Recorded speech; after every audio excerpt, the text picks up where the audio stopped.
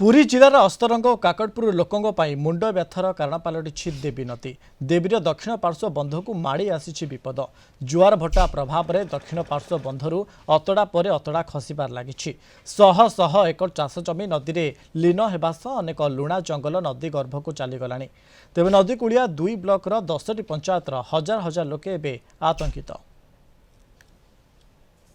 मैंने खरा दिन आसे नहीं कि नहीं बुलियारे कि नहीं नदी आगे आम सब खाई जमी बाड़ी आम सब सेपटे तो जंगल आगे आम सब खाई अधिक आहरी सब तो आम सब जाइए ओसिया जिन सब आगे पानी पूरा बुड़ी जाए आगे ये आसी पूरा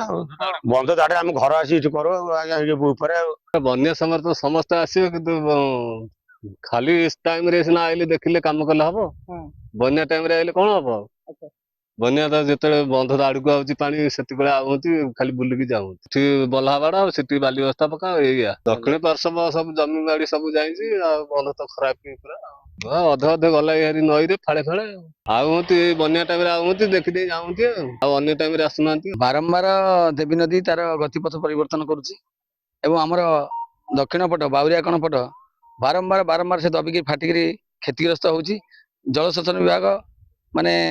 अल्प टे आसुँच रिपेयर करदे बाली मरम पकईदे रिपेयर करदे पलाउं बर्तमान जो बाहर ये बंध क्षतिग्रस्त होती आगामी दिन में जो वर्षा दिन हम निश्चिंत भाव में यह प्रबल क्षतिग्रस्त हम आम लताण पंचायत ठारू